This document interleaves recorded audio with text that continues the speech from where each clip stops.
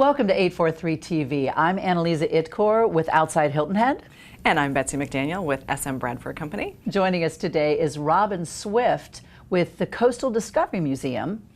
And after that, we are going out to Covert Air for Media Day. So please join us. We'll be right back with more 843 TV, where communities come to speak.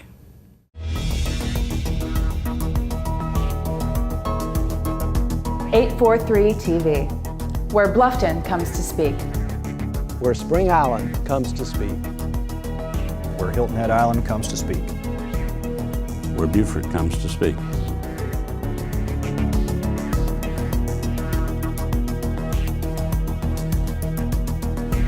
.843 TV, where communities come to speak. Welcome to 843 TV. I am so excited today to welcome Robin Swift from everybody's favorite place on the island, the Coastal Discovery Museum. Robin, what is happening at the Coastal Discovery Museum? So much. we're back in full operation. As a matter of fact, we had our first full field mow yesterday. The grass is up, so they're mowing it. Wow. Which is wonderful. Well, the fences are down. You had to accomplish a lot this past year. Tell us a little bit about what that process was We about. did. From the time the hurricane hit and we became the debris processing site, we were closed until almost Christmas time. And then the town put up some fencing and draping so that they could enclose the whole processing site and we could open.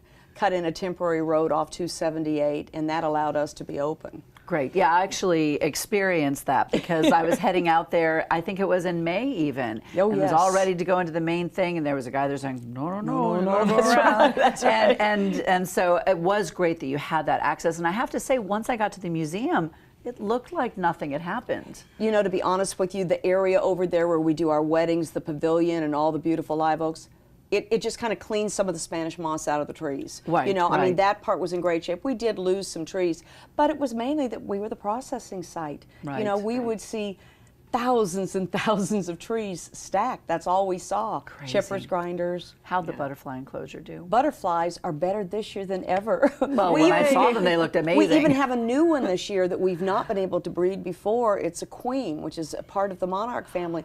We have it. I'll tell you, looking at those caterpillars, it's yeah. one of the coolest things about going there. I think when they come out, the chrysalis is pretty exciting too. Absolutely, Yeah, absolutely. it's really neat. Definitely. So obviously you're always looking for help from the public and people getting involved in your mission. It's probably especially this year after all that happened. So how Right. can people get involved? Well, you know, it's interesting. During our downtime, we did a lot of strategic planning. You know, we will have been out there 10 years come this October. Really? I know, it's amazing. Yeah. And we said, you know, we've got to look at our mission. So we changed our mission statement to say that we want to inspire people to care about the Low Country. So what we said, we've got to lead by example, so we quit using plastic bags in the gift shop. We quit selling water in plastic bottles. And we thought, okay, if we can lead by example, let's get other people to do this. When school groups come out now, we ask, have the kids have their own container, you know, fill it with water. So we thought we'll start off with that and try and get people to care about our Low Country. Well, and maybe that's going to, because I've been reading that the island is thinking about taking plastic bags off. Yay. No, Yes. it's about time. Yes. Well, yeah. So, but you know, leading by, like you said, leading by example, it's trickling down through the community. And in teaching the kids, when we go into the schools to do loggerhead sea turtle programs, the number one thing we say is take a plastic bag with the handles and all and look at it floating in the water. Yeah. What does it look like? A jellyfish. I remember my daughter coming home and telling me that exact thing. Yes, absolutely. And it does. And so if we can get kids to realize, oh goodness, we don't want the turtle to swallow that. Yeah. There's nothing worse when you read articles about dolphins and birds and turtles swallowing all these pieces of plastic. Yeah. So we hope we can inspire people to do that. Yeah, excellent. It's important. Yeah. Now, how do we find out more about the museum and how we can get involved? Right. Our website is www.coastaldiscovery.org. And what we've tried to do with all of our programs is they've got to fit our mission. So either we're teaching you about history, the culture, arts, or the natural history out there. So that's part of our thing. We're doing a program on horseshoe crabs. Everybody sees the shells on the beach and, oh, let's kick them around, or what do we do with these? Not realizing how important they are. Right. You know, they have blue blood, and their blood is used to test pharmaceuticals. So we just have to keep doing it. So there's a variety of programs. We just posted one for October that we're going to be doing, comparing Kemp's Ridley's turtles and loggerheads, and it's a South Carolina Department of Natural Resources program. So a lot going on. A lot Very going cool. on. And we kind of talked about this a little bit already, but how are you different now that you were ground zero after the hurricane? We said there's not a lot changed, but some things have changed? You know, I think a lot of things have changed. I think people come out, and it's amazing to me this summer, people are like, well, where's all the damage from this hurricane, you know? And there are some things that are different along the marsh and everything, but I think we have a little bit more humble respect of all these trees that are several centuries old, and they weren't destroyed.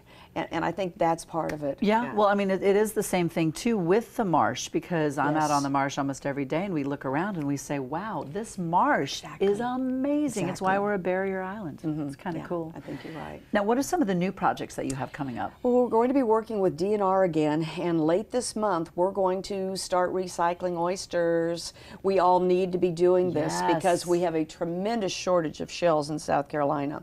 And so we will have bins that are real public friendly to use. They can drive in, unload them. DNR is going to build them. And then what we hope to do is work with SCORE to start bagging them and rebuild some of our areas that are hurting. And if you're on the water, you can see it's a sad situation. But once again, it's recycling and you know, getting people to support restaurants that recycle instead of just throwing these in dumpsters.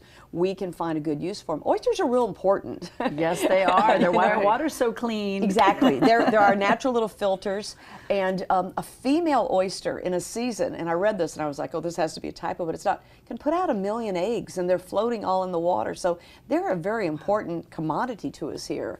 So we need to recycle. So we're excited. At the end of August, they're going to start building these big bins, and people can just come in the main gate. They'll take a quick left. They don't have to go through any gates or anything, and they can dispose of them there. That is so really that's cool. really exciting. Very exciting. Yes. Well, you know, I always encourage people to go there when I'm out on the water. I'm like, you've got to go to the Coastal Government Museum. It's one of my favorite places because you said it's such a perfect blend. Arts, history, all of that. And you're seeing some of the oldest buildings on the island, beautiful live oaks, and it's a fun place to go to work every day. And donation only, correct? I mean, there's no There's a charge for requirement. programs, but for admission, no, there's donation only, totally. Fantastic. Yeah. Well, thank you so much for joining us. Thank we you. hope that you guys, oh, real quick though, talk about Turtle Lights Out.